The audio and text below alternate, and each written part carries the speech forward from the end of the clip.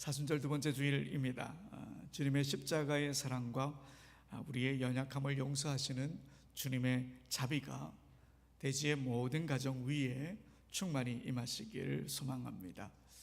여러분, 지난 한 주간 거룩한 충돌자이신 하나님을 삶의 자리에서 만나셨습니까?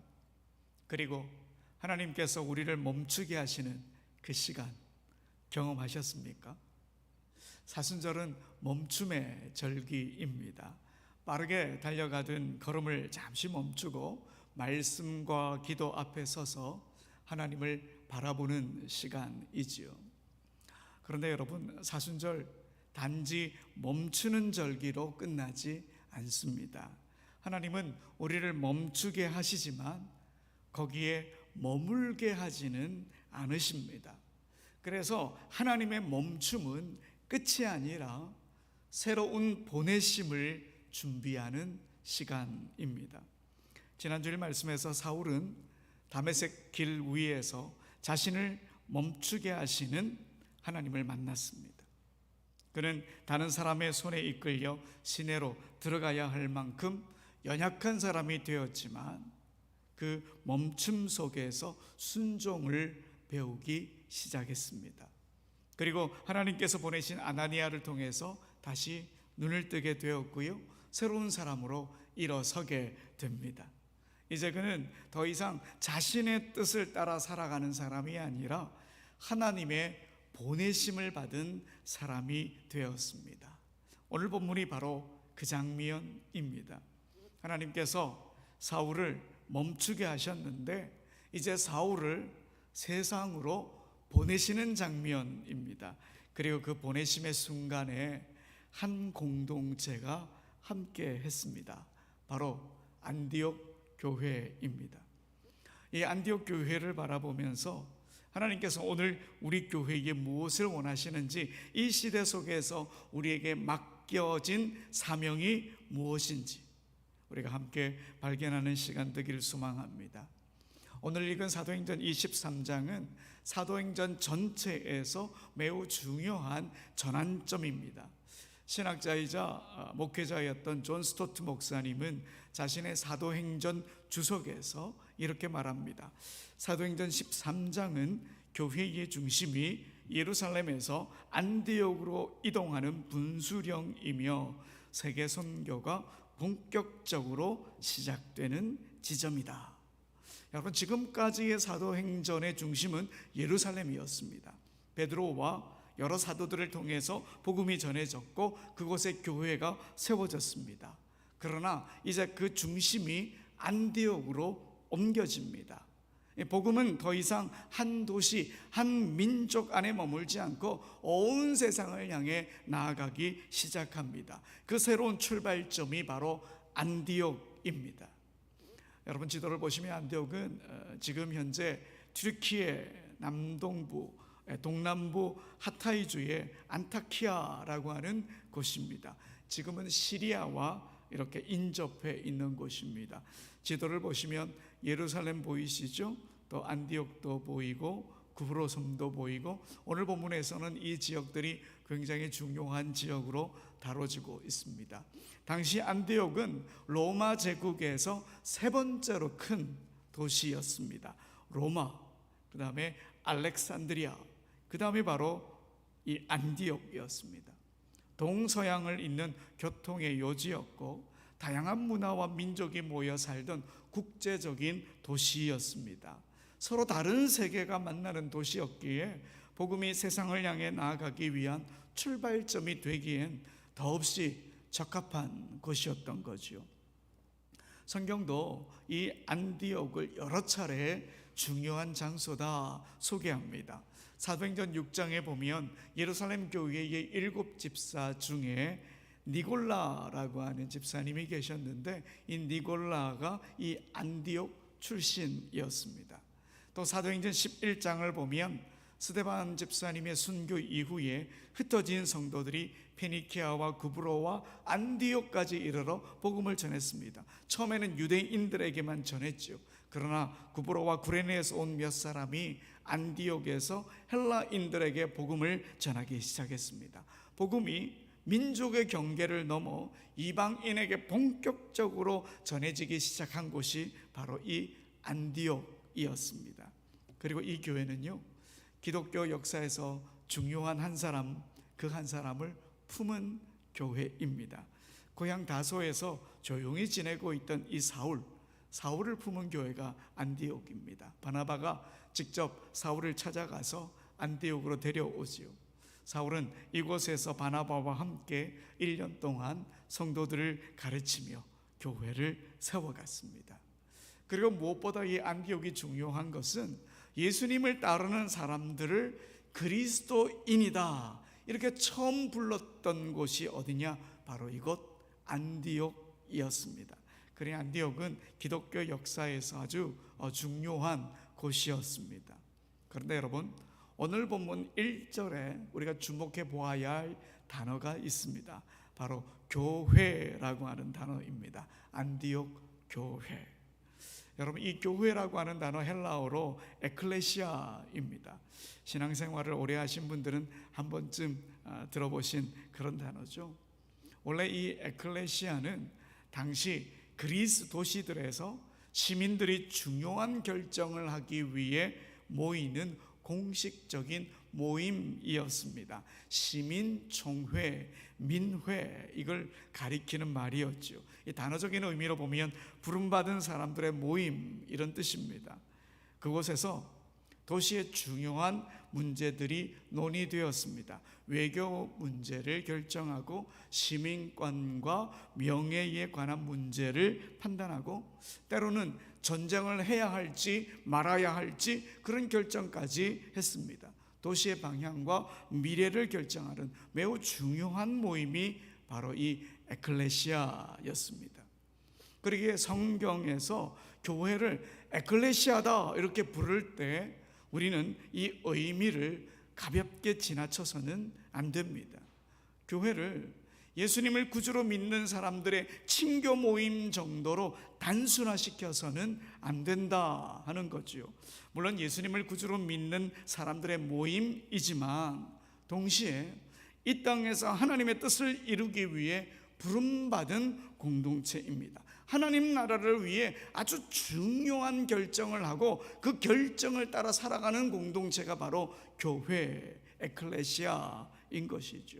세상의 에클레시아는 권력과 이해관계를 결정하는 자리였다면 하나님의 에클레시아인 이 교회는 십자가의 사랑으로 세상을 살리는 결정을 하는 그런 공동체인 것입니다.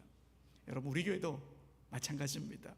우리가 우리 자신을 대지교회다 이렇게 부르는 순간 우리는 이 땅 위에서 하나님의 뜻을 드러내기 위해 부름받은 공동체구나, 이걸 기억해야 합니다. 우리는 단지 모이는 사람들이 아니라 하나님의 뜻을 이루기 위해 부름받은 에클레시아입니다. 오늘 본문의 이 안디옥 교회는 바로 이런 에클레시아의 모습을 정말 잘 보여주고 있습니다. 여러분, 오늘 본문 1절을 함께 읽어보겠습니다. 안디옥 교회에 선지자들과 교사들이 있으니 곧 바나바와 니게르라 하는 시몬과 구레네 사람 루기오와 분봉왕 헤롯의 젖동생 마나엔과 및 사울이라. 여러분, 이 명단 안디옥 교회의 리더들의 명단이죠. 여기에 등장하는 사람들의 면면을 살펴보십시오. 참 다양합니다. 이 다양한 얼굴이 바로 교회의 얼굴입니다. 예수님 안에서 서로 다르다라고 하는 것, 이건 결코 장벽이 아니라 은혜입니다. 이것이 바로 안디옥 교회였습니다. 여러분, 먼저 바나바를 한번 보십시오. 그는 구브로 출신의 레위 사람이었습니다. 그의 본명은 요셉이었지만 사람들은 요셉이라고 부르지 않고 그를 바나바 이렇게 더 많이 불렀습니다. 바나바, 위로의 아들, 이런 뜻이죠. 그는 위로함으로 공동체를, 교회를 세우는 사람이었습니다. 그 다음에 니게르라고 하는 시몬도 있었죠. 여러분, 니게르라고 하는 이 말은 검다 이런 뜻입니다. 아마도 그는 아프리카 출신이었을 겁니다.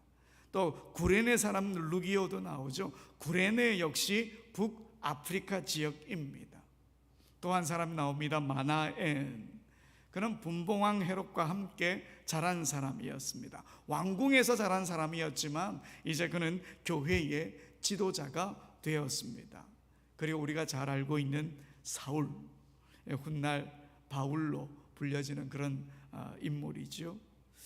이들만 보더라도 안디옥 교회는 얼마나 다양한 사람들이 모인 공동체였는지 잘 알 수 있습니다. 출신도 다르고 문화도 다르고 살아온 환경도 달랐습니다. 그러나 그들은 예수 그리스도의 이름으로 하나가 되었습니다.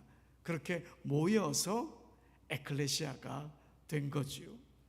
여러분, 복음은 한 민족만을 위한 소식이 아니라 모든 민족을 향한 하나님의 기쁜 소식입니다. 그래서 복음이 있는 곳에는 언제나 다양한 얼굴들이 함께 모이게 되는 것이지요. 그렇다면 여러분, 이들이 모여서 무엇을 했을까? 2절 상반절에 보면요, 주님을 섬겼고 금식했다 이렇게 기록되어 있습니다. 여러분, 여기서 섬기다 이 말은 어떤 뜻이냐면 예배를 드리다 이 뜻입니다. 그들이 모여서 뭘 했느냐? 예배를 드렸다는 거예요. 그리고 또 뭘 했느냐? 금식을 했다. 여러분, 금식은 하나님께 집중하는 행위입니다. 자신의 필요보다 하나님의 뜻을 먼저 구하는 행위입니다. 안디옥 교회는 모여서 하나님께 귀 기울이는 교회였다 하는 것이죠. 먼저 하나님 앞에 서는 그런 교회였던 거죠. 여러분, 에클레시아 교회는 이렇게 다양한 사람들이 예수님의 이름으로 모여서 하나님을 예배하고 하나님의 뜻에 귀 기울이는 공동체다 이런 말입니다. 오늘 이 자리에 앉아있는 우리도 마찬가지입니다. 우리는 서로 다른 삶을 살아왔고 서로 다른 이야기를 가지고 있지만 예수님의 이름으로 이 자리에 모였습니다. 그리고 함께 예배하고 이렇게 하나님께 귀를 기울이고 있습니다. 지금 이 모습이 바로 에클레시아입니다. 하나님께서 정말 기뻐하시는 교회의 모습인 거죠. 그런데 여러분, 에클레시아는 이렇게 모이는 공동체로 끝나지 않습니다. 에클레시아는 모이는 공동체이면서 동시에 보내는 공동체입니다. 여러분, 오늘 2절 3절 말씀 함께 읽어보겠습니다. 주를 섬겨 금식할 때에 성령이 이르시되 내가 불러 시키는 일을 위하여 바나바와 사울을 따로 세우라 하시니 이에 금식하며 기도하고 두 사람에게 안수하여 보내니라. 아멘. 그들이 모여서 예배하고 금식할 때에 성령님이 그들에게 하나님의 마음을 전했습니다. 바나바와 사울을 따로 세우고 그들을 보내라 말씀하십니다. 여러분, 성령님께서 지목하신 바나바와 사울, 이 두 사람을 보십시오. 이들은 안디옥 교회의 가장 중요한 지도자들이었습니다. 바나바는 사람들을 위로함으로 공동체를 세우는 일에 탁월한 목회자였습니다. 또 사울은 누구보다 성경 말씀에 능통한 교사였습니다. 교회 입장에서 보면 보내지 않는 것이 더 유리했습니다. 붙잡아 두는 것이 교회에 더 도움이 되었을 것입니다. 교회가 성장하려면 이런 사람들이 곁에 있어야 하지 않겠습니까?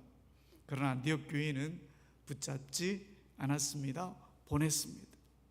여러분, 이것이 에클레시아입니다. 교회는 사람들이 모이는 곳이지만 동시에 사람들을 보내는 곳입니다.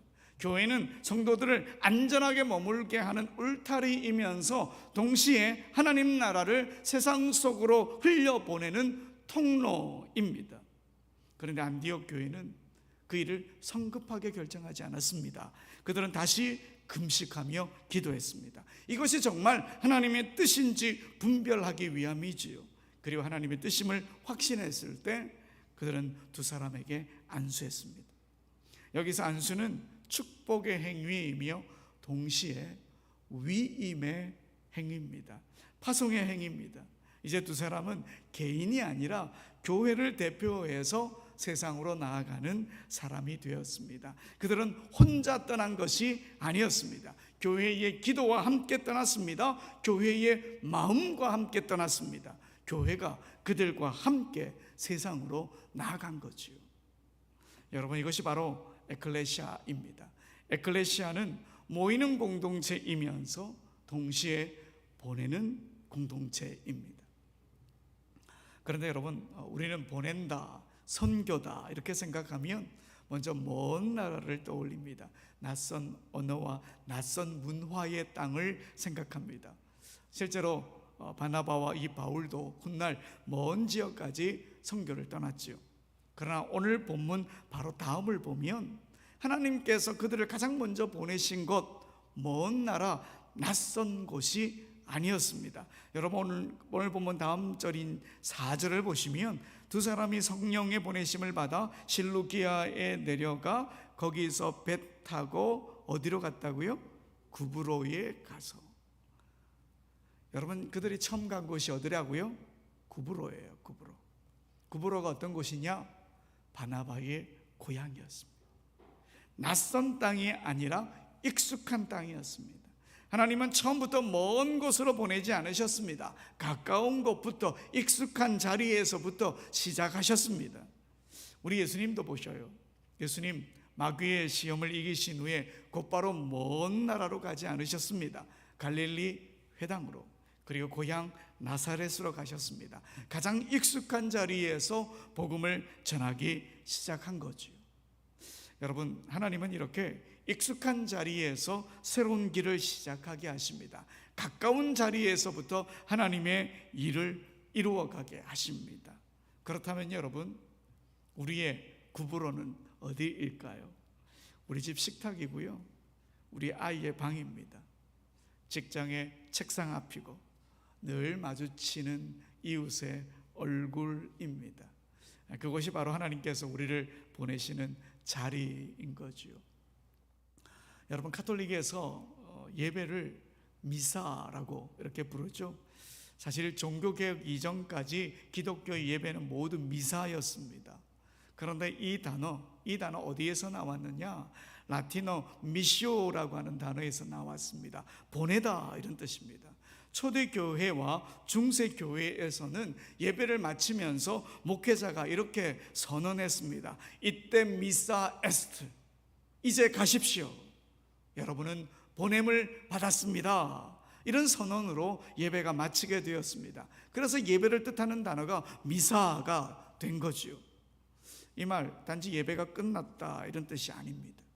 이제 세상으로 나아가 하나님의 사람으로 살아가라는 파송의 선언인 거죠. 그런데 종교개혁 이후에 개신교는 이 라틴어 대신에 자국의 언어로 축도를 하게 했습니다. 우리가 예배 마지막마다 듣는 기도죠. 주 예수 그리스도의 은혜와 하나님 아버지의 사랑과 성령님의 인도하시고 교제하시고 뭐 이렇게 시작하지 않습니까? 고린도후서 13장 13절에서 근거로 한 축도입니다. 여러분, 이 축도는 축복의 의미를 넘어서 하나님께서 우리를 세상으로 보내시는 파송의 선언입니다.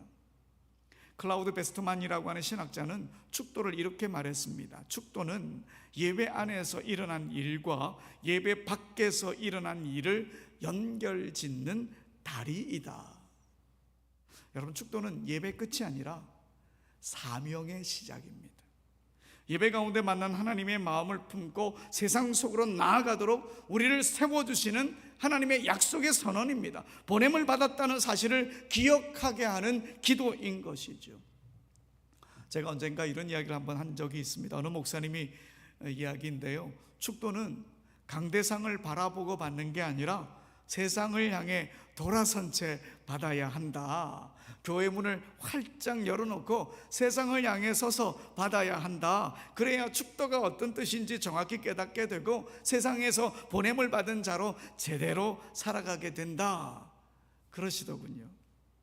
여러분, 우리가 이렇게 함께 모여 예배하고 다시 삶의 자리로 나아가는 것, 이게 바로 보내는 에클레시아의 삶입니다. 우리는 예배를 마치고 흩어지기만 하는 게 아니라 하나님께서 세상으로 파송하는 사람들입니다. 그러니 우리는 우리의 삶의 자리에서 선교의 삶을 살아야 합니다.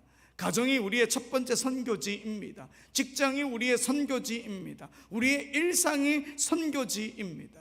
우리는 지금 이 자리에서 이미 보내진 사람들입니다. 선교신학자인 레슬리 뉴비긴이 이런 말을 했습니다. 교회는 선교를 가진 공동체가 아니라 선교 그 자체이다. 여러분, 이 말 중요한 의미를 담고 있습니다. 교회가 선교라는 활동을 따로 갖고 있는 게 아니라 교회 그 자체가, 교회가 존재하는 방식 그 자체가 이미 선교다, 이 말입니다. 우리가 교회라는 사실, 그것 자체가 이미 세상을 향한 하나님의 선교인 거지요. 그래서 선교적 삶은 거창한 일을 벌이는 삶이 아니라 복음을 합당하게 살아가는 삶, 그게 바로 선교의 삶입니다. 여러분, 초대교회를 한번 생각해 보십시오. 그들에게 오늘과 같은 예배당 없었습니다. 체계적인 선교 프로그램 없었습니다. 그러나 복음은 놀랍도록 빠르게 퍼져나갔습니다. 왜 그랬을까요? 그들이 복음을 설명하기 전에 먼저 복음을 살아냈기 때문입니다. 주 2세기 변증가였던 터툴리안은 당시 사람들을 그리스도인이 바라보면서 어떻게 말했느냐? 당시의 그리스도인들을 보면서 세상 사람들이 이렇게 말했답니다. 보라, 저들이 서로 사랑하는 것을. 보라, 저들이 서로 사랑하는 것을. 초대교회 성도들의 삶이 곧 복음의 증거였습니다. 말보다 삶이 먼저였습니다. 설명보다 그리스도인다운 존재가 먼저였습니다. 사랑하는 여러분, 오늘 우리가 세상에 보여줘야 할 것은 결국 이겁니다. 사랑입니다. 정직입니다. 용서입니다. 소망입니다. 회색빛 세상 한복판에서 믿음의 색을 잃지 않고 살아가는 겁니다. 사람들은 우리의 말을 듣기 전에 먼저 우리의 태도를 봅니다. 우리의 선택을 보고요, 우리의 인간관계를 봅니다. 그리고 어느 순간 우리에게 이렇게 물을지도 모르겠습니다. 왜 그렇게 살아갑니까? 그 질문에 우리는 어떻게 대답해야 할까요? 예수님 때문입니다. 예수님이 내 삶의 기준이기 때문입니다. 이렇게 대답할 줄 알아야 되는 거예요. 여러분, 하나님은 오늘 또 우리를 우리의 구부로로 보내십니다. 낯선 곳이 아니라 가장 익숙한 자리로 보내십니다. 우리 집 식탁으로, 우리 자녀의 방으로, 직장의 책상 앞으로, 매일 마주치는 이웃의 얼굴 앞으로 우리를 보내십니다. 그 자리에서 우리는 이미 파송된 사람입니다. 그러니 여러분, 오늘 예배가 끝나는 순간 선교가 시작되는 겁니다. 하나님은 우리를 사랑의 편지로 세상에 보내십니다. 봉투가 화려하지 않아도 괜찮습니다. 글씨가 조금 떨려도 괜찮습니다. 중요한 것은 그 편지 안에 사랑이 담겨 있어야 하는 것이지요. 선교는 그렇게 우리가 살아가는 방식 속에서 이루어지는 겁니다. 사랑하는 여러분, 교회, 에클레시아는 모이기 위해 존재하는 공동체이면서 동시에 보내지기 위해 존재하는 공동체입니다. 우리는 교회에 모이는 성도이면서 동시에 교회로서 세상으로 보내지는 선교사입니다. 모이는 에클레시아는 은혜를 경험하는 교회입니다. 그리고 보내지는 에클레시아는 사명을 살아가는 교회입니다. 하나님께서 오늘 우리를 이 자리로 모이게 하신 것, 다시 세상으로 보내시기 위함입니다. 예배당 문을 나서는 그 순간부터 우리의 선교는 시작됩니다. 하나님의 사랑을 품고 주님의 복음을 품고 보냄받은 에클레시아로 살아가는 우리 모두가 되길 간절히 소원합니다. 우리 다 같이 일어나셔서 찬송하며 결단하며 고백하며